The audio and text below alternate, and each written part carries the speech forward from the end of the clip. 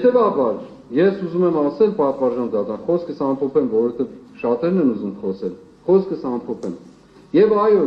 կարող եմ դետալային իրավական մեկնաբանություններ անել բոլորի, բայց չեմ անելու դա։ Չեմ անելու, որովհետև չեմ մտնելու այդ դիրքը։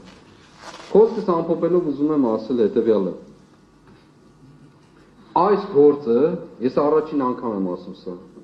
ծայրից ծայր, փնթի գործը ամբողջության մեջ, ես անեի ավելի լավը կանեի,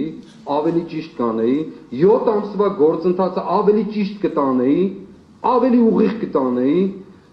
իմանալով հանդերձ թե ինչերի ինչ պիտի պատասխանեմ եւ ինչ պիտի ասեմ, եւ եթե նպատակ է դրել, որ ես մարդկանց պատժելու, պատիժներ կտայի։ Անկեղծ ասում եմ, այս գործը ոչ ունի փորձաքննություն, ոչ ձեռագրաբանություն, ոչ մի բան չունի, հետեւաբար ինչ էլ բերեն այստեղ, ինչ էլ ներկայացնեն պատվարժան դատան, մի ակնկալեք, որ որևէ փուլում, որևէ կերպով դրանք ընդունվելու են։ Չկա նման բան։ Եվ ես պնդում եմ, որ այդ 7 ամսվա ընթացքին եղած փորձաքննությունը մեր հարգարժան մեղադրողները գոնե մի էջով ներկայացնեն։ Չկա, գոյություն չունի։ Հիմա անշուշտ մեր երկրում ընդունված փորձառության համաձայն կարող են գնալ ռետրո հետ բանով, հետ ինչ են ասում, հետին թվով ինչ-որ բան բերել, գրություն, բան եւ այլն, դա էլ եմ ակնկալում, խնդիր չի, բայց ամեն դեպքում ասում եմ, բացարձակ հիմք չունեցողը եւ նաեւ ինձ մեղադրել թաքուն ինչ-որ բան, թաքուն բան չկա իմ կյանքում, ոչ եղել է, ոչ էլ կլինի։ Ինչ որ կա հրապարակի վրա է, երես առ երես,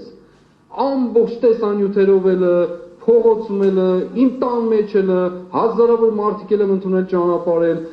տունս նկարվել է 2-3 կողմից այդ կամերաները ես տեսել եմ, ձեռքով եմ արել բոլորին, ձայնագրությունն էլ իմացել եմ, կարող եք բացել տեսնել ինչ եմ ասում, որ այս մարդիկ մեզ լսում են երևի, ինչ ասես կդնեն մեզ վրա, ամեն ինչն էլ իմացել եմ, այնպես չի որ միամիտ մարդիկ են։ Հետևաբար ես էլի պնդելու եմ,